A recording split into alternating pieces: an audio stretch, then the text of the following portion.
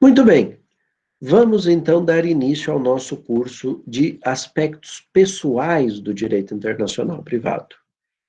Nos aspectos pessoais, a gente vai trabalhar basicamente três grandes eixos. Nós vamos estudar a pessoa física, individualmente considerada, os assuntos que dizem respeito à sua condição pessoal, então, e aí nós vamos estudar personalidade, início e fim da personalidade, capacidade, nome.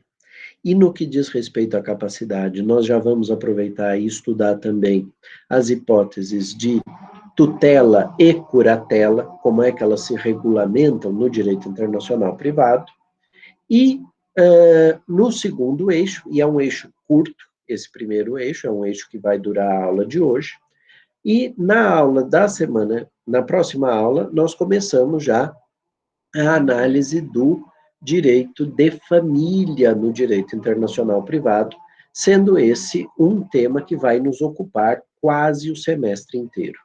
Nesse estudo do direito de família no direito internacional privado, nós vamos analisar a formação da família, então os aspectos relacionados às formalidades de celebração do casamento, as condições para o reconhecimento da união estável, vamos desenvolver a vida deste casal, vamos colocar filhos nessa história, vamos ampliar esse núcleo familiar, vamos estudar temas ligados às relações entre pais e filhos, e vamos dissolver este casal em algum momento, seja por dissolução de união estável, seja por divórcio, estudando também as consequências que este ato, essa decisão das partes, acarretará no âmbito do direito internacional privado. E o terceiro eixo e esse segundo eixo vai nos ocupar praticamente em todo o semestre. No terceiro eixo, nós vamos estudar os aspectos pessoais do direito de sucessões, do direito das sucessões. Nós vamos verificar a capacidade para fazer testamento, capacidade que é diferenciada, né, uma capacidade especial. Nós vamos estudar a, a, a vinculação da ordem de vocação hereditária, que é um aspecto pessoal, saber quem eu chamo. Eu não estou ainda dividindo patrimônio, não é um aspecto patrimonial. Esse assunto é estudado na outra disciplina, em Direito Internacional Privado, aspectos processuais, aliás, patrimoniais, mas é importante que nós tenhamos também uma análise dos aspectos pessoais. E se encerra a análise desses aspectos no terceiro eixo das sucessões, com o estudo do direito, aliás, da capacidade para receber em sucessão, seja sucessão legítima, seja sucessão testamentária, os aspectos de capacidade sucessória passiva, que tem regra especial na lei de introdução, então também nós estudamos aqui. Então são esses três eixos, e nós vamos começar pelo eixo pessoal. No âmbito pessoal, como eu já mencionei quando fiz a apresentação inicial, nós temos basicamente três grandes assuntos que nos interessarão. Um é o início e o fim da personalidade. Como é que se determina no direito internacional privado o início e o fim da personalidade? É um assunto extremamente interessante do ponto de vista do direito material, que gera algumas dificuldades no âmbito do direito internacional privado, e eu vou, obviamente, me centrar nas questões de direito internacional privado.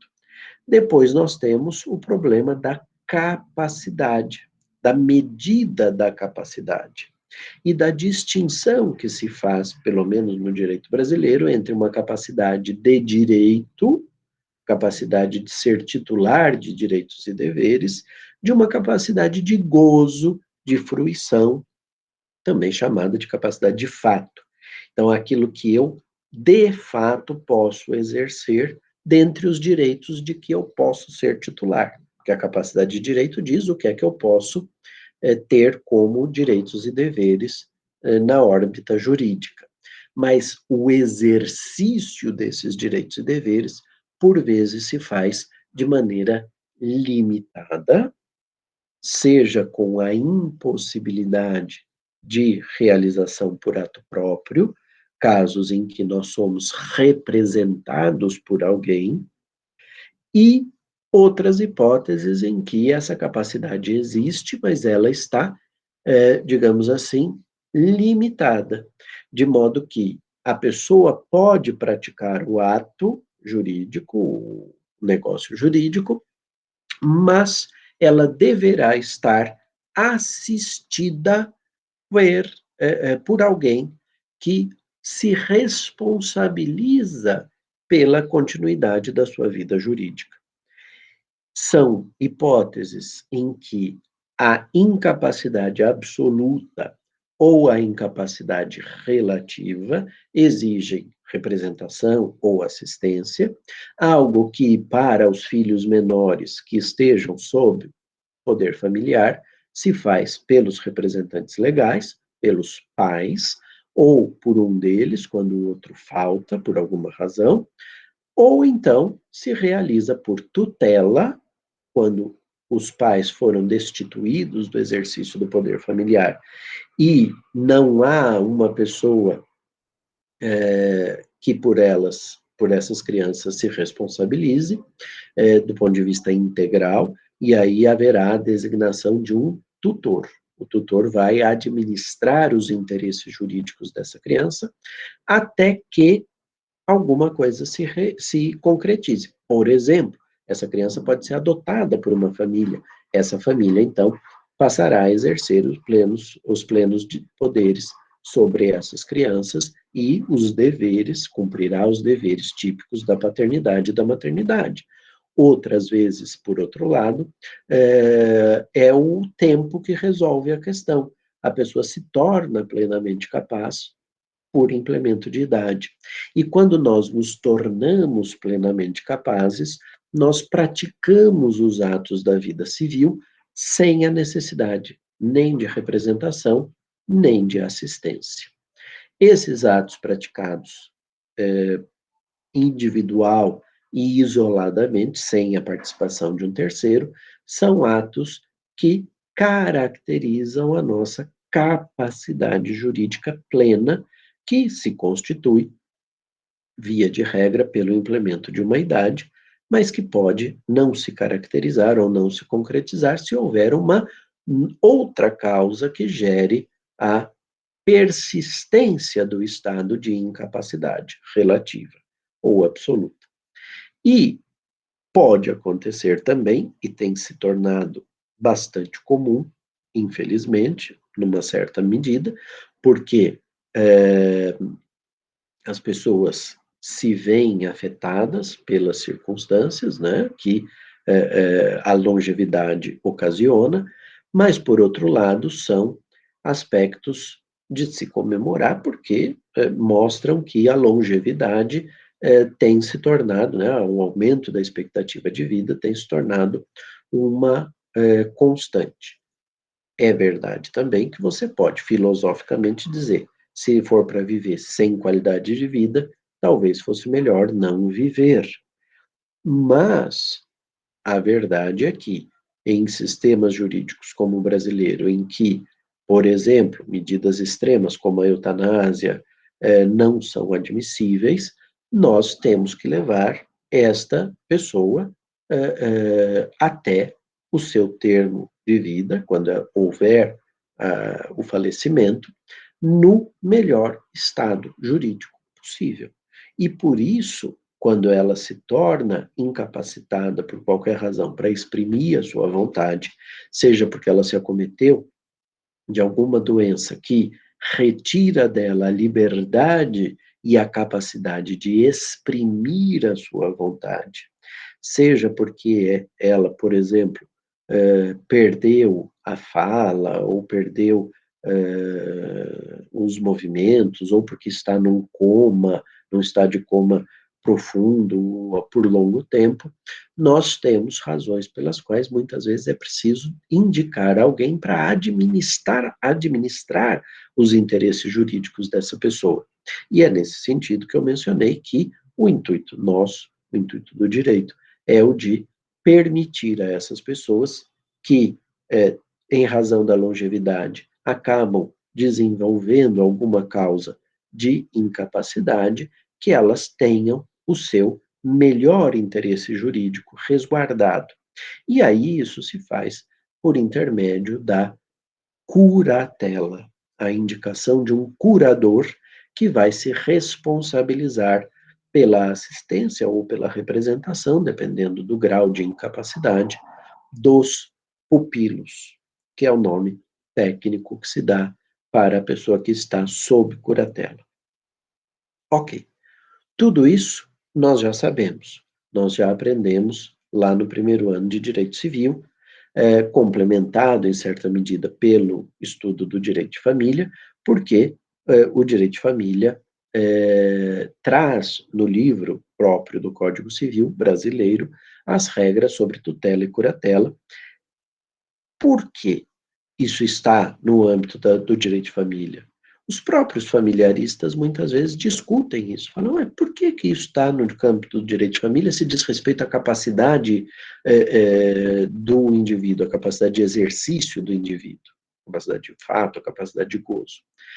E a razão principal que os civilistas apontam é a circunstância de a lei estabelecer que o curador ou o tutor preferenciais sejam parentes, sejam pessoas que mantenham um grau de parentesco, ou seja, que pertençam ao núcleo familiar, ou, quando não é possível, porque o núcleo se desfez, pertençam à família ampliada.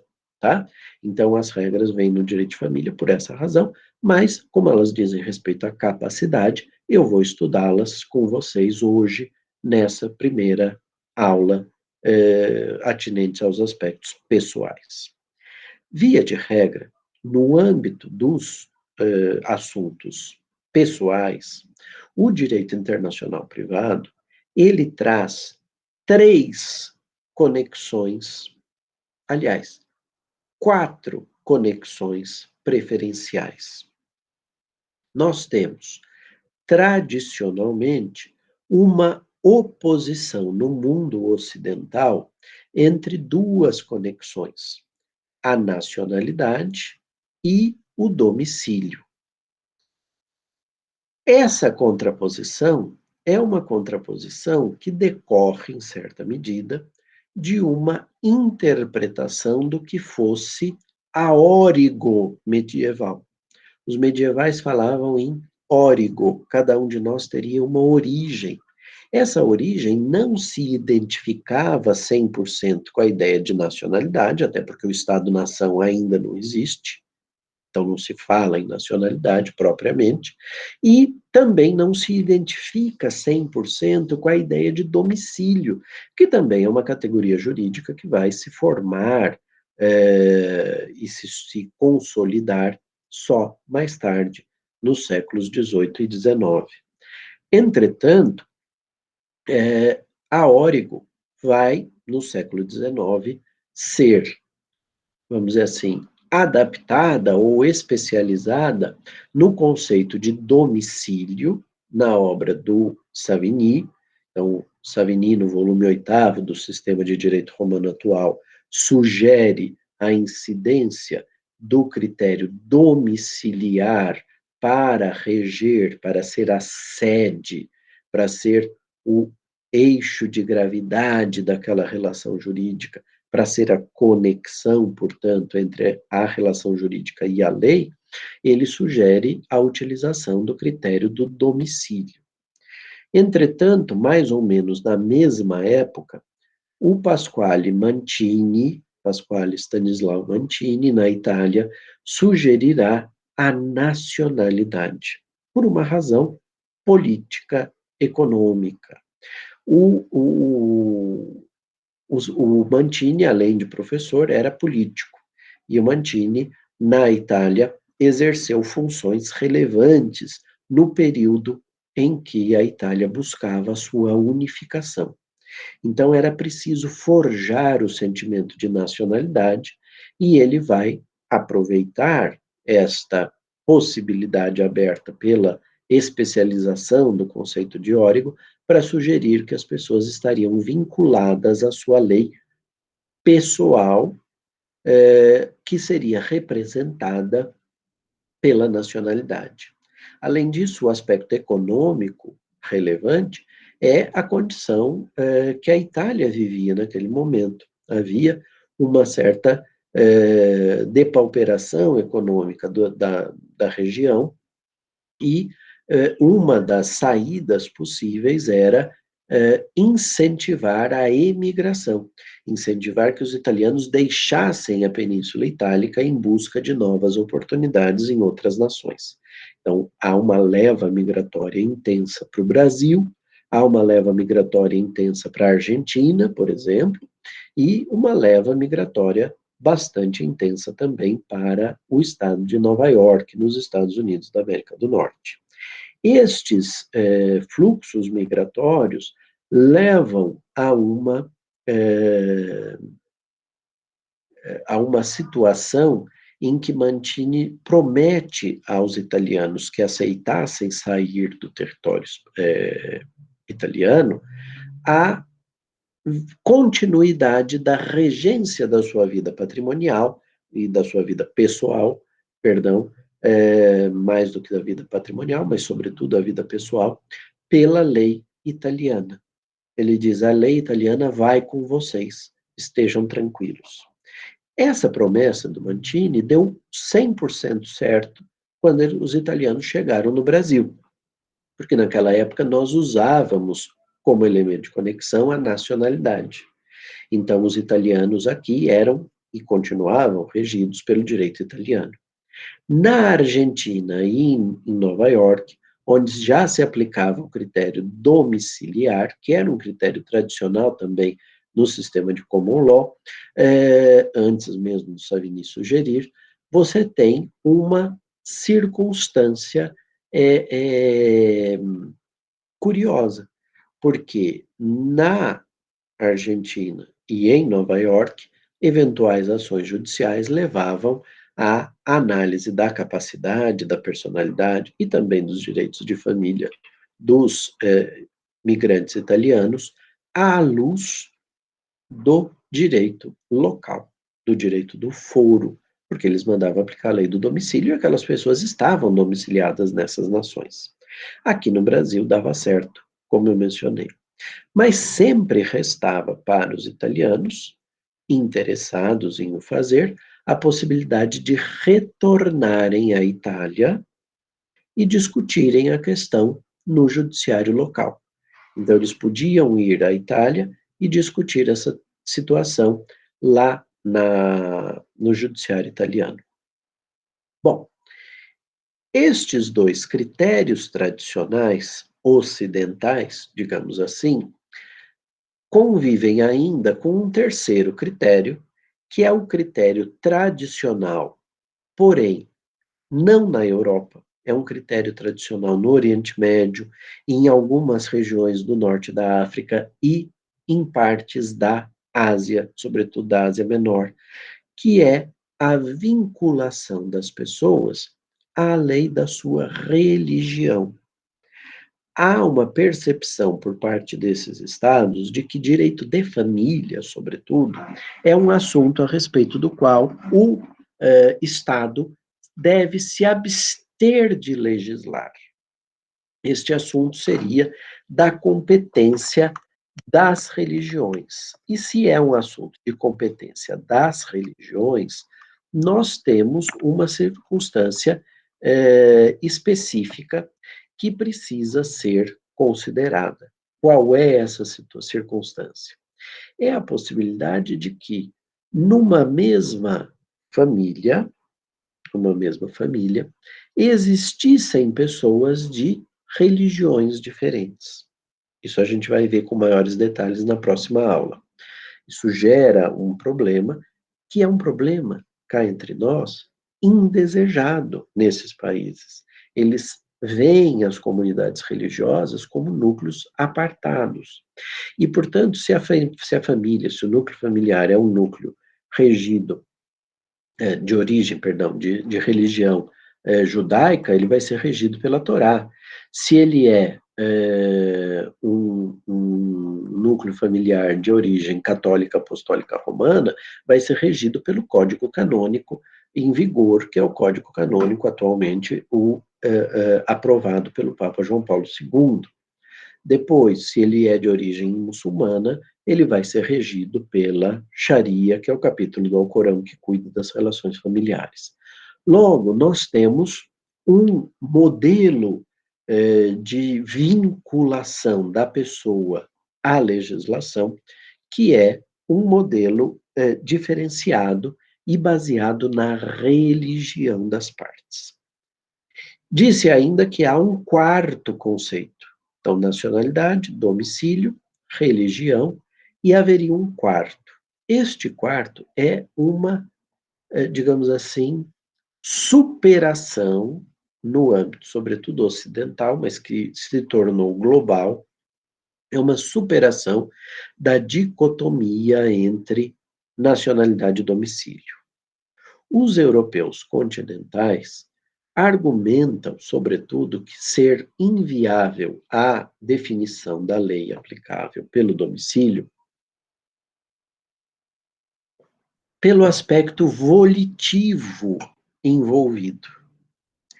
Há um aspecto de vontade, domicílio é corpus, mas é ânimos também, então é o local onde a pessoa se encontra com o ânimo de ali permanecer, de fazer daquele local o seu centro de gravidade jurídica, e por isso esse aspecto volitivo seria, para os europeus, um aspecto indesejável, porque as pessoas, em tese, não podem escolher a lei aplicável. Essa é uma decisão do Estado, já que o direito internacional privado é um ramo do direito público, como a gente viu. E também sabe-se que isso não é 100% absoluto, existem circunstâncias, sobretudo as patrimoniais, nas quais a própria estrutura da relação jurídica permite a definição da lei aplicável por diversos fundamentos distintos. Mas a dificuldade, a contraposição entre nacionalidade e domicílio e a dificuldade dos europeus em aceitarem o domicílio e a nossa de aceitarmos a nacionalidade, nossa, que eu digo dos países do Novo Mundo, tá? O Brasil tem uma história um pouco diferenciada que eu já vou me referir. Essa situação, essa contraposição entre as duas, entre os dois modelos, né, foi superada na segunda metade do século passado, ali por volta, a partir dos anos 70, quando alguém faz uma proposta na negociação de um tratado internacional sobre direito internacional privado, fazem uma proposta de não se escolher nem a lei do domicílio, nem a lei da nacionalidade, mas sim a lei da residência habitual. Residência habitual é a conexão que vem sendo utilizada a partir dos anos 80 e 90 e até hoje nas convenções sobre direito internacional privado. Ela supera essa dicotomia nacionalidade versus domicílio em clara preferência ao domicílio, desculpem os europeus, é muito mais próxima à residência habitual do conceito de domicílio do que do de nacionalidade, é uma residência, a residência habitual é um domicílio desprovido do ânimo definitivo, eu não preciso saber se a pessoa tem esse ânimo ou não, eu só preciso verificar, constatar que habitualmente ela vive naquela região. Então, este aspecto é um aspecto importante e que vem superando não só nas legislações de origem internacional, tratados, convenções e regulamentos da União Europeia sobre direito internacional privado, mas também em algumas leis mais modernas de direito internacional privado. Já há leis que fazem referência como conexão, portanto, fontes internas do direito internacional privado, que fazem menção ao elemento de conexão residência habitual, tá certo? Então, no Brasil, nós tivemos uma mudança em 1942. Uma mudança que se justifica não por uma tendência de aceitar que o domicílio fosse melhor, mas por uma tendência pragmática. Como eu disse, o Brasil se vinculava ao sistema da nacionalidade. Eu acho que isso tem algumas vinculações com o próprio modelo de independência que nós sofremos, uma independência, aspas, acordada entre Portugal e Brasil, uma independência que foi conduzida pelo herdeiro do trono português, e uma independência que, de alguma forma, manteve algumas tradições europeias, basta ver que nós ficamos monarquia por um longo período. Isso nos afastou dos demais estados americanos que olharam para os Estados Unidos como um modelo de nação independente, conexão. Isso tem uma razão, né, ligada também com a própria constituição da população dessas nações. Você tinha o quê como população nesse momento histórico? Você tinha europeus, você tinha povos originários, os chamados indígenas, e você tinha pessoas que tinham sido trazidas da África para serem vendidas, comercializadas aqui na condição de escravos. E que, nessa altura, eram res. Né? Os índios, por outro lado, eram considerados, de alguma forma, incapacitados para a prática da vida civil. Sobrava o quê? Sobrava a manutenção do status quo dos brancos europeus ocidentalizados e vinculados a um sistema jurídico ocidental. Para nós aqui, essas pessoas eram regidas pela lei da sua nacionalidade. Ah, mas eram todos portugueses. Sim, mas por sucessão de estados, os portugueses se tornaram brasileiros.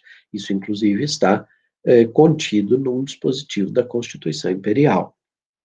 Você tinha estrangeiros? Claro que tinha. Tinha franceses, italianos, holandeses, e outros grupos que foram chegando depois. Né? O Brasil atraiu, por exemplo, no segundo reinado, a primeira leva de imigrantes sírio-libaneses. Foram convidados por Dom Pedro II, quando ele fez uma viagem ao Oriente Médio, para imigrarem para o Brasil, para fixarem-se aqui, porque ele entendeu e enxergou que esse espírito e esse modo cultural de se dedicarem ao comércio poderia ser saudável para a economia brasileira. E foi por essa razão que ele teria convidado esses povos a fixarem domicílio no Brasil. Essas pessoas eram regidas pela lei estrangeira? Eram, mas eram um grupo restrito. Né? E esse problema, aliás, foi resolvido alguns poucos anos depois, porque com a abolição da escravidão, da forma como ela foi feita, uma forma atabalhoada e desorganizada, no sentido de não se ter estabelecido políticas de absorção da população negra, né, da população que se libertava do jugo da escravidão, na cadeia produtiva, nos meios de inserção na cadeia produtiva, ao contrário da forma como foi feita, os senhores de fazenda abriram as suas porteiras e disseram, vão embora então, vocês estão livres, e as pessoas saíram e, sem qualificação, foram para cidades com uma dificuldade muito grande de inserção econômica, a mão de obra foi substituída nas fazendas por imigrantes italianos e alemães, sobretudo, e japoneses também, em certa medida. E isso tudo leva a uma proliferação de estrangeiros no nosso território. Essa dificuldade vai ser corrigida pela Constituição Republicana de uma forma bastante ortodoxa, ou aliás, pouco ortodoxa, heterodoxa, que é a naturalização compulsória determinada pelo artigo 69 da Constituição Republicana. A Constituição diz que todos os que estavam no Brasil na noite do 15 de novembro de 1889 se tornavam brasileiros se, no prazo de 6 meses, não fossem até uma repartição pública específica e dizerem que preferiam continuar sendo das suas próprias nacionalidades originárias. Pouquíssima gente fez isso, nós estamos falando de 1891, um período em que os meios de comunicação, como vocês sabem, não eram adequados, pouca gente sequer soube disso, e, portanto, praticamente para fins jurídicos, praticamente todos os que estavam no Brasil eram pessoas vinculadas ao direito brasileiro. Essas pessoas vinculadas ao direito brasileiro deixaram de gerar uma dificuldade com a conexão ser a lei nacional, porque se eram brasileiros, a lei brasileira a eles se aplicava. Mas o direito, aliás, o direito não, o Estado brasileiro continuou atraindo grupos populacionais. E aí, em 1942, você tinha grupos populacionais extremamente diversificados que imigraram para o Brasil, eslavos, alemães, japoneses, sírio-libaneses e outros grupos. Isso tudo ia dificultando aos juízes o acesso e o conhecimento do direito estrangeiro que eles deveriam aplicar. Presta atenção, em todas as hipóteses que chegavam ao judiciário, qualquer que fosse a relação jurídica, eu precisava pelo menos saber, essa pessoa é plenamente capaz para a prática desse ato jurídico, desse negócio jurídico? E como ela era regida pela lei da sua nacionalidade, todo contrato celebrado por um árabe, por um libanês, tinha que ser regida ou pela lei turca, na época que a Turquia tinha anexado o Líbano, ou pela lei libanesa, depois da independência. Então, você tem uma série de dificuldades que faz com que, em 1942, quando Getúlio Vargas exigiu, ou pelo menos requereu, dos ministros do Supremo, Hahnemann Guimarães, Orozimbo Donato e Filadelfo Azevedo, que apresentassem uma nova introdução ao direito brasileiro, ou melhor, que substituíssem a introdução ao Código Civil pela Lei de Introdução ao Código Civil, que foi o primeiro nome que a LINDB tem, né? A Lei de Introdução ao Código Civil revoga a introdução do Código de 16 e a encomenda de Getúlio não tinha nada a ver com o direito internacional privado. A razão dele estava vinculada ao direito intertemporal.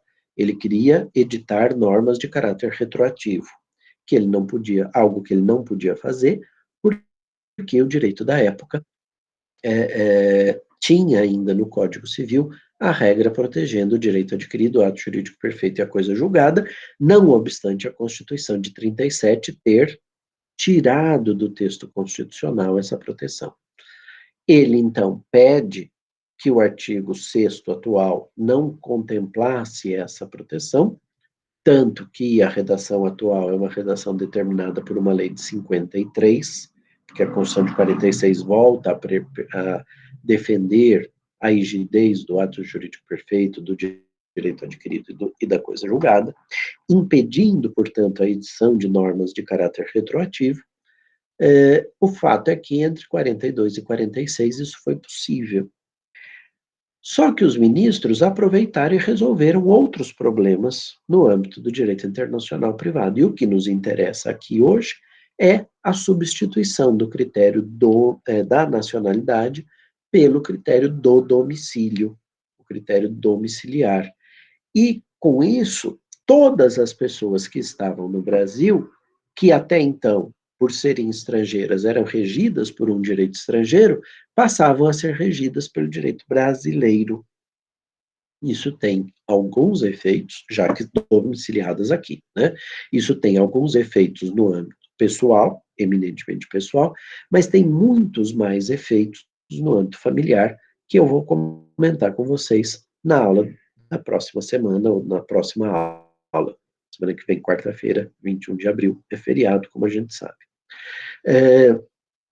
Este modelo, então, que passa a vigorar em 1942, ele é utilizado, o domicílio é utilizado para reger o quê?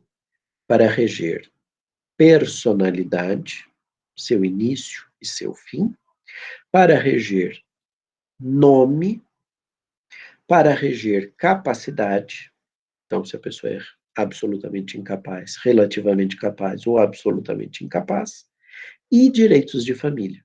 Todos esses quatro conceitos quadro, esses quatro recortes do mundo jurídico, procedidos pelo legislador do direito de conflitos, são todos eles vinculados à conexão domiciliar. É o direito do domicílio da pessoa que determinará o início e o fim da personalidade, que determinará como seu nome deverá ser composto e que determinará o grau da sua capacidade. Nós vamos analisar aqui numa ordem um pouco diversa, porque a capacidade, sobretudo a capacidade de direito, a capacidade de ser titular de direitos e deveres, tem uma certa equiparação material com a personalidade. Para ter capacidade, a pessoa precisa ter personalidade, né? Mas a capacidade, a plena capacidade de ser titular de direitos e deveres, ela se constitui, diz o artigo 1º do Código Civil, com o nascimento com vida. Embora a legislação ponha a salvo os direitos do nascituro, como nós sabemos. Então, se o pai morre no curso da gestação do seu filho e deixa um patrimônio exclusivamente para este, vamos desconsiderar, só para facilitar a nossa exposição, a eventual concorrência do cônjuge na primeira ordem de vocação hereditária, vamos deixar isso de lado por enquanto, mas sabendo que o detentor da possibilidade de suceder é alguém já concebido, já vinculado ao útero materno e que está no curso da gestação, há uma obrigação de colocar a salvo os interesses desse nascituro em ser o titular deste patrimônio, e por isso essa sucessão vai aguardar o nascimento com vida. Se a criança nascer com vida, ela recebe o patrimônio. Se ela morrer 10 minutos depois, 1 minuto depois, ela transferirá esse patrimônio que ela já adquiriu para os seus sucessores, que no caso são a sua mãe apenas, ou é a sua mãe apenas. Ela não tem descendentes, como é óbvio, ela não é casada e ela não tem outro ascendente, já que seu pai, titular do patrimônio que lhe foi transferido, já faleceu. Se, entretanto, a criança for uma criança natimorta, se ela não nascer com vida, aí então nós estamos num problema bastante sério. Por quê?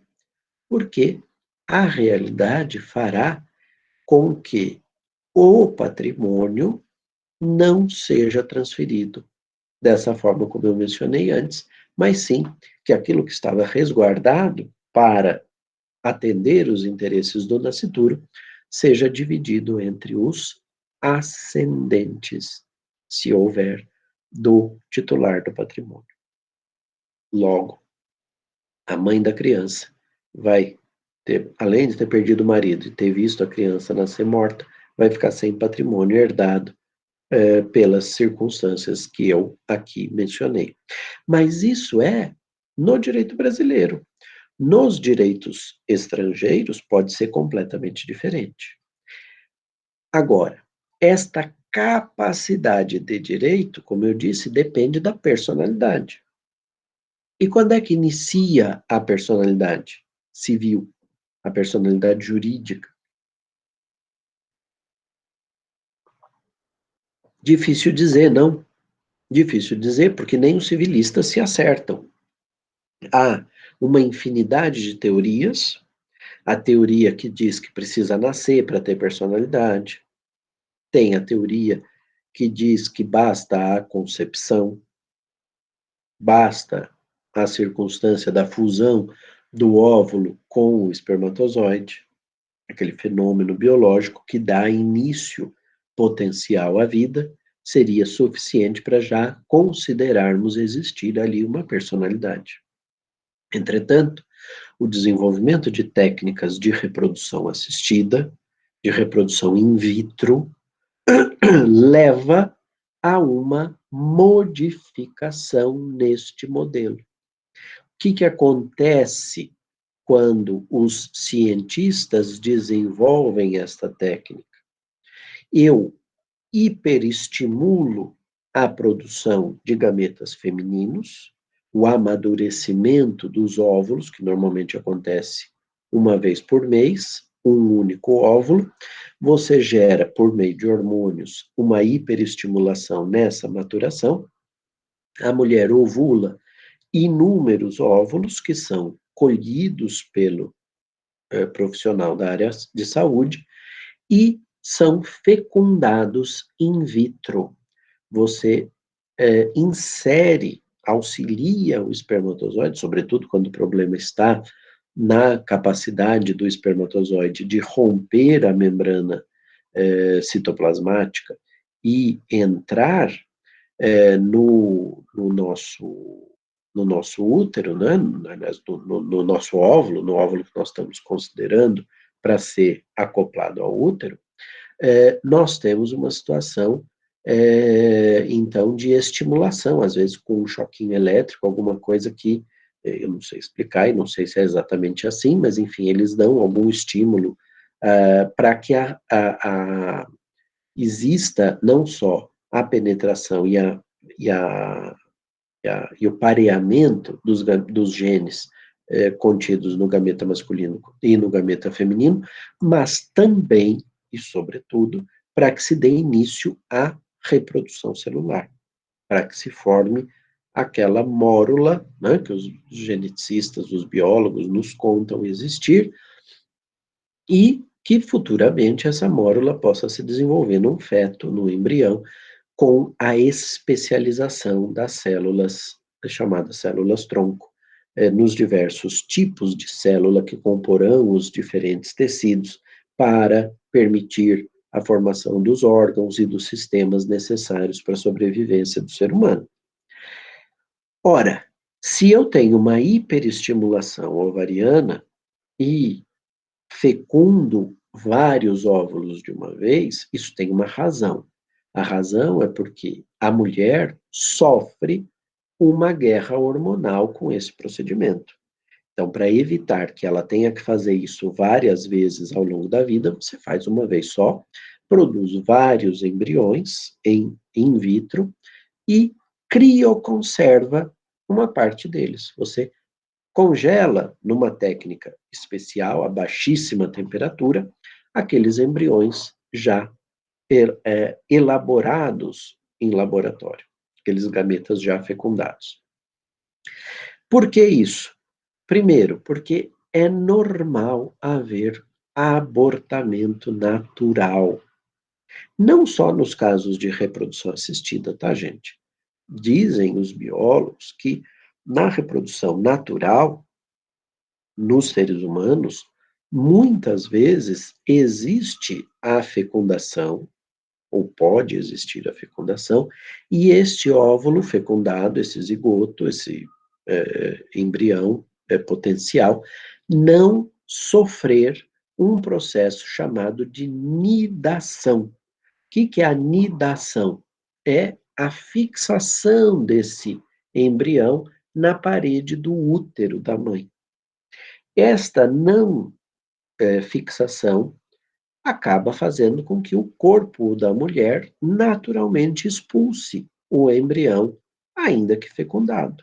É um abortamento natural. A mulher nem sequer fica sabendo que chegou a ter a possibilidade de estar grávida, porque sem a fixação do óvulo fecundado na parede do útero, o corpo da mulher, que está preparado para a menstruação, acaba despelando, né, retira aquela camada de pele da parte interna do útero e ela elimina aquilo por meio da menstruação.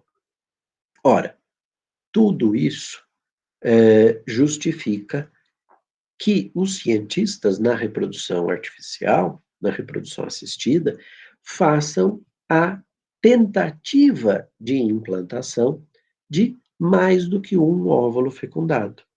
Antigamente eram 4, 5. Hoje as técnicas são um pouco mais eficazes e já se passa a pôr ali 3, às vezes até 2, mas sabendo que existe a chance de, porque isso não foi feito da forma natural, no momento que o corpo estava preparado para a nidação, e, além disso, pela regularidade com que os abortamentos acabam acontecendo de forma natural, você tem um mecanismo de compensação. Você põe vários óvulos ali, fecundados. Só que, às vezes, você tem a nidação de todos eles. E isso leva ao surgimento de trigêmeos, gêmeos, muitas vezes não idênticos, porque o sistema de produção é diferente, né, do gêmeo idêntico ou não, mas você tem o nascimento de 2, 3 crianças ao mesmo tempo.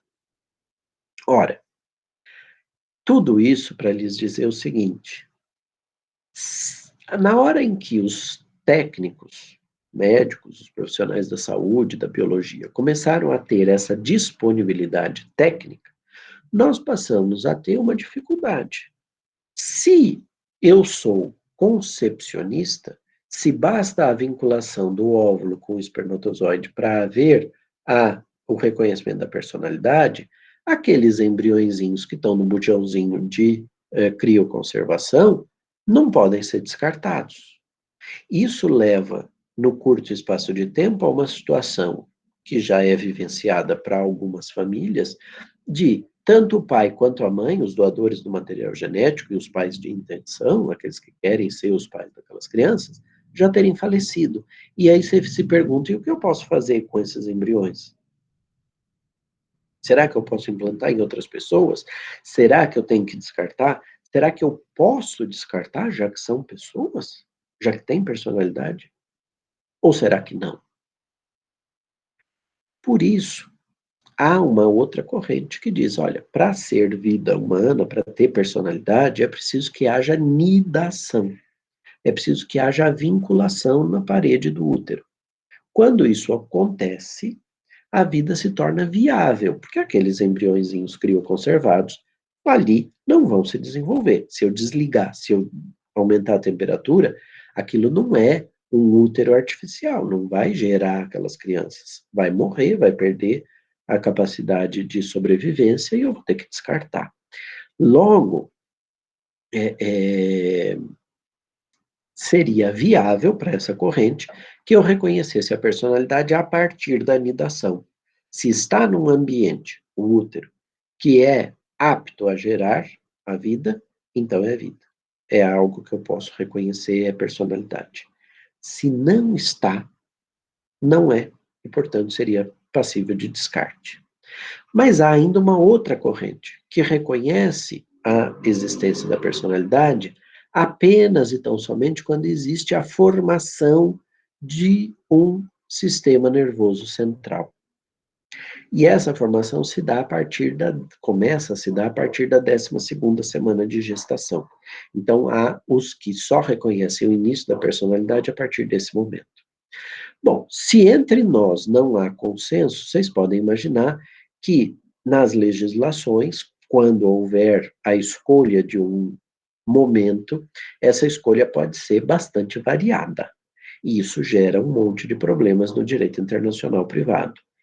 É verdade também que, como nós mandamos aplicar a lei do domicílio, a criança em si, de cuja personalidade eu quero saber se existiu ou não, né? se foi adquirida ou não, é verdade que essa criança não fixou domicílio, mas o domicílio do incapaz, ele é o domicílio do seu responsável legal. Isso está no artigo 7º, parágrafo 7º da lei de introdução. Diz lá, e eu posso extrair de lá essa conclusão, eu vou falar melhor disso mais para frente, na próxima aula, mas lá nos permite concluir que aquele que não chegou a fixar um domicílio tem o mesmo domicílio dos seus representantes legais.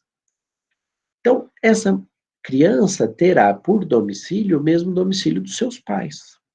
Aí vocês vão dizer, professor, então é simples, é muito fácil da gente saber. As crianças que nascerem no Brasil serão regidas pelo direito brasileiro. Será? E uma mulher que esteja grávida e que venha visitar o Brasil com autorização médica, mas acabe entrando em trabalho de parto e dê à luz a uma criança prematura, será que essa criança é regida pela lei brasileira? Essa família é domiciliada num país que exige, por exemplo, a viabilidade. Vamos imaginar que esse país exige que a criança permaneça viva por uma semana para que ela possa ser considerada como um ser que adquiriu personalidade. E depois de 3 dias na UTI, a criança vem a óbito, não consegue sobreviver. Nasceu muito prematura e nós não conseguimos mantê-la viva. Terá ela adquirido personalidade e, portanto, poderá transmitir o patrimônio para sua mãe? O patrimônio que potencialmente herdaria do pai para sua mãe? Ou, ao contrário, por ser regida pela lei que exige viabilidade, ela não chegou a ter nascimento com vida, aliás, não chegou a ter personalidade, embora tenha tido nascimento com vida, mas, e como consequência, aliás, a lei determina a transferência do patrimônio para os avós, por hipótese. Isso traz consequências seríssimas. Soma-se a isso a seguinte situação. Hoje você tem um chamado turismo procriativo. Nós vamos falar isso mais para frente. Há países que aceitam que a gestação por substituição, a gestação por terceiros, é o tema, inclusive, do mestrado da Débora, que é monitora aqui nesse semestre, a gestação dessa turma da manhã, a gestação por substituição, ela pode ocorrer por meio financeiro. Eu posso contratar uma mulher para ela gerar o meu filho. Em alguns países do mundo isso é possível, é juridicamente possível. Vira até profissão, eventualmente. Ora, esse turismo procriativo, sobretudo de pessoas advindas de estados onde não existe a permissão para a utilização de técnicas de reprodução por substituição, gera um monte de problemas. A criança filha de brasileiros, por hipótese, vai nascer na Ucrânia, não vai nascer no Brasil.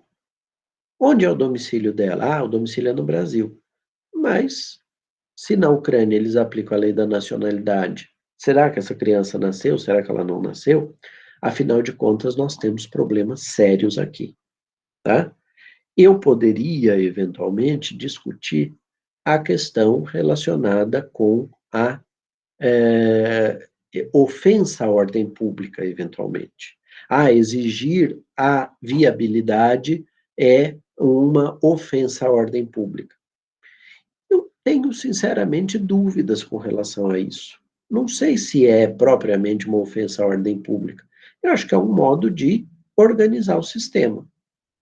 Agora, se exigisse, por exemplo, a forma humana, como legislações antigas já exigiram, e crianças que nasciam, portanto, com algum tipo de deficiência eram consideradas como não detentoras de personalidade, porque não teriam essa suposta forma humana, como se nós tivéssemos uma única forma na qual nós fôssemos criados, isso geraria, sim, uma ofensa à ordem pública, aí eu não tenho a menor dúvida. Mas a exigência da viabilidade, tenho lá minhas dúvidas, se ela em si viola o direito a dignidade humana, etc. Senão, esse país estrangeiro que tem a legislação estaria violando tratados internacionais que contemplam a dignidade humana e não são considerados assim, né? Então, eu tenho ali as minhas ressalvas. Claro que isso vai depender do modo como está escrito na legislação estrangeira, em qual é o tipo de exigência que ali se estabelece para o reconhecimento da aquisição dessa personalidade.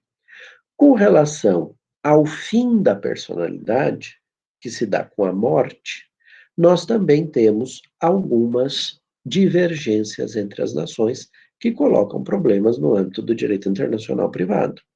Por exemplo, o direito brasileiro reconhece a manutenção de alguns direitos da personalidade. Eu posso, por exemplo, ofender a honra de uma pessoa já falecida e a família pleitear a indenização por essa ofensa.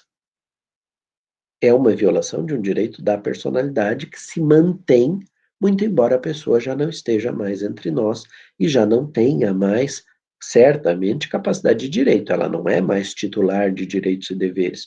Todo o patrimônio dela restou arrecadado e dividido entre os seus herdeiros. Mas os aspectos de violação à sua honra, etc., podem ser objeto de atos futuros que levem a um direito patrimonial dos herdeiros, já não é mais da pessoa que morreu. Mas, de toda forma, existe a protração no tempo da personalidade. Senão, eu não teria como preservar este direito. Não é a personalidade como um todo que fica, mas são traços da personalidade que remanescem.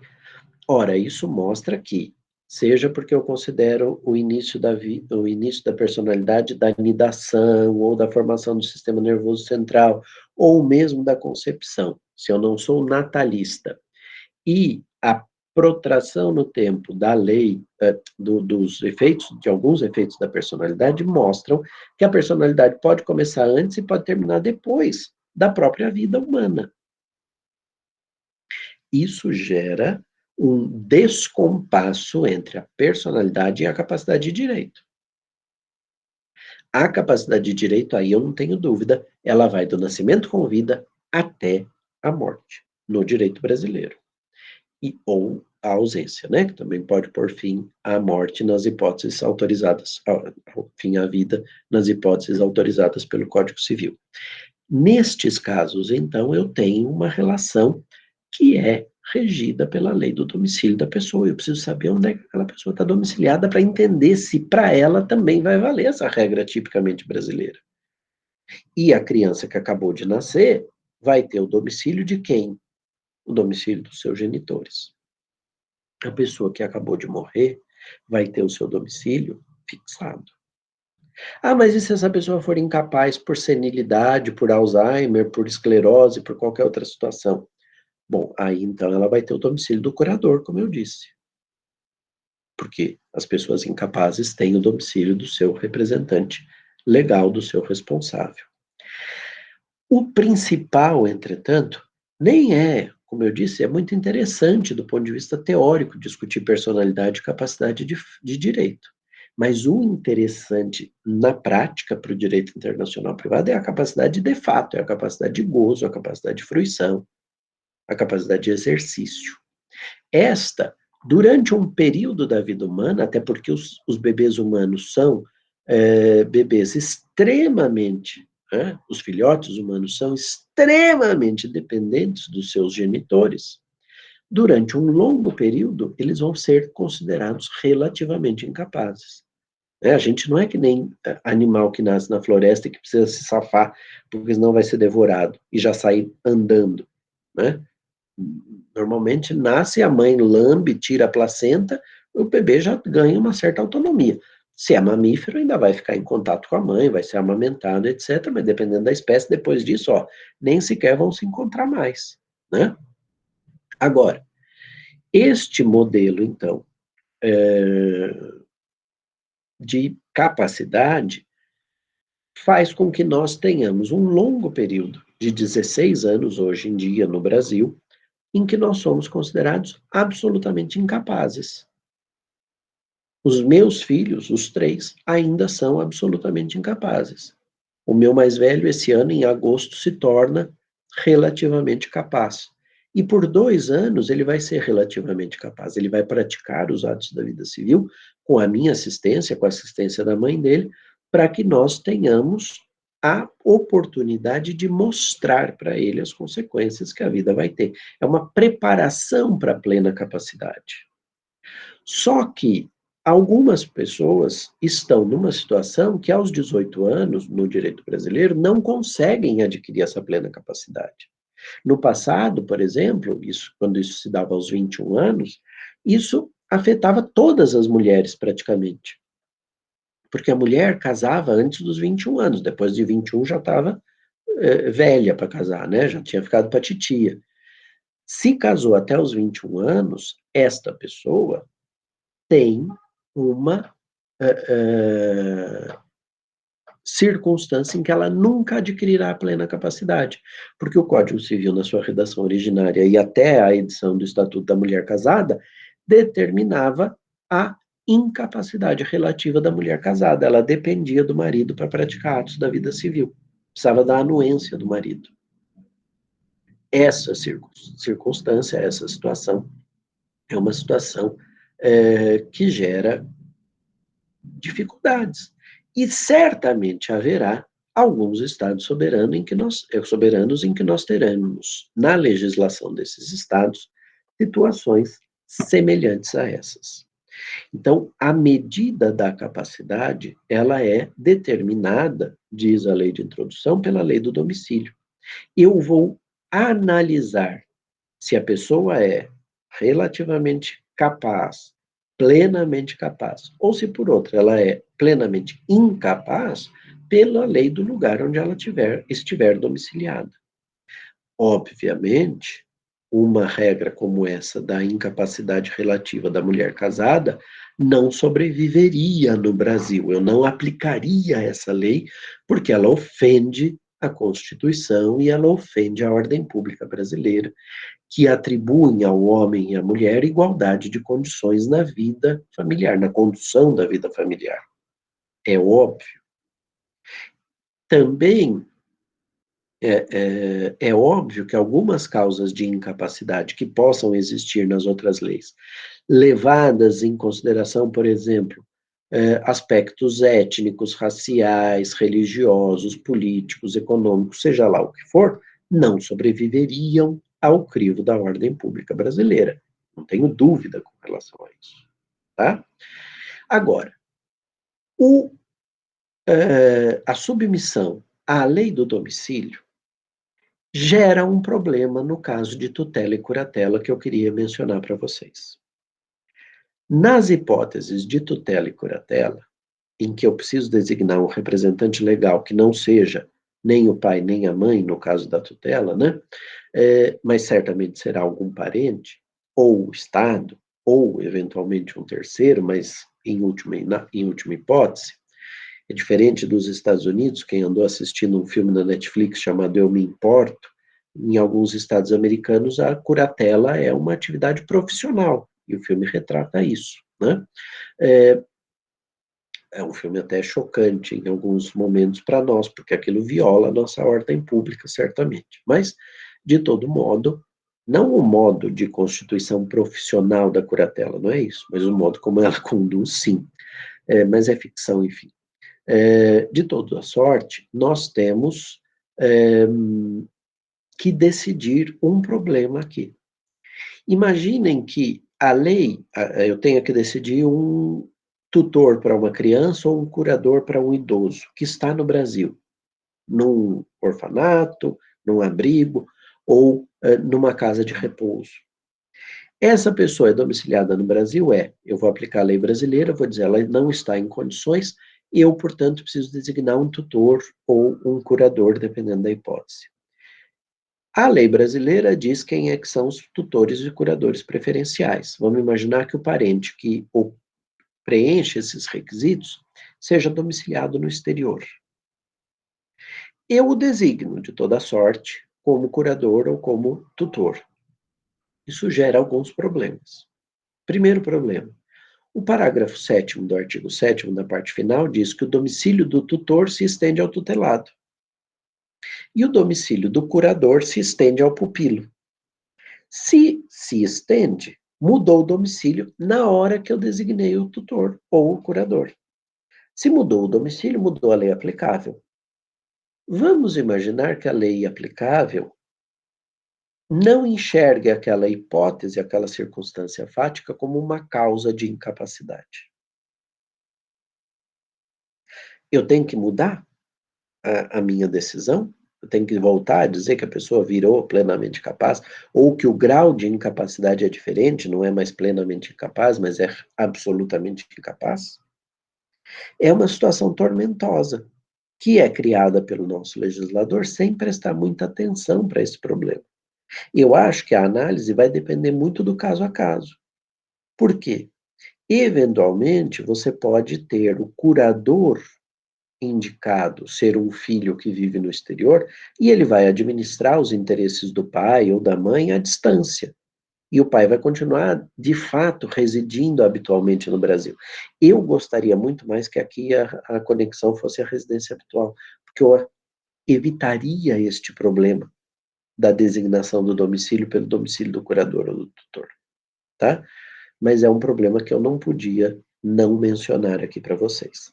Também preciso mencionar que existem duas convenções internacionais, assinadas no âmbito da Conferência da Haia de Direito Internacional Privado, a respeito das quais o Brasil não ratificou, mas que eu faço menção porque são convenções importantes. É a Convenção de 1996 sobre proteção das crianças incapazes e a Convenção de 2000 sobre a proteção de adultos incapazes. Ali você tem regras de cooperação jurídica internacional importantes e de determinação da lei aplicável também, importantes para essa temática. Sobretudo no caso dos idosos, eu acentuaria. Por quê? É muito comum que a pessoa, por exemplo, seja aposentada num país estrangeiro, isso acontece muito, por exemplo, na Europa, um sueco aposentou, ele resolveu comprar uma casa no sul da Espanha, no sul da Itália ou no sul de Portugal e fixar o seu domicílio ali e viver a sua vida de aposentado num lugar mais quente, mais agradável, etc. Essa pessoa passa a viver ali, ela recebe a sua aposentadoria advinda do exterior.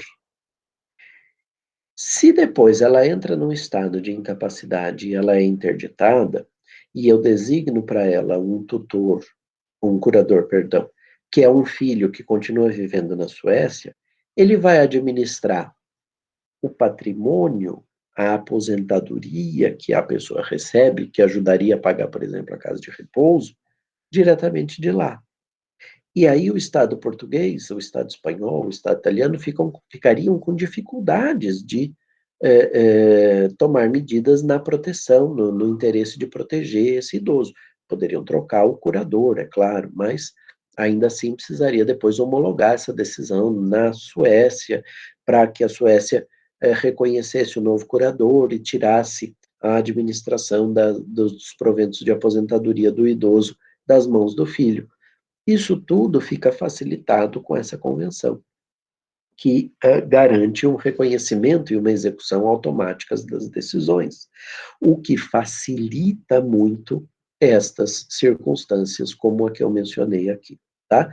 Como eu disse, o Brasil não é parte nem em uma nem em outra, mas é um aspecto importante para a gente considerar.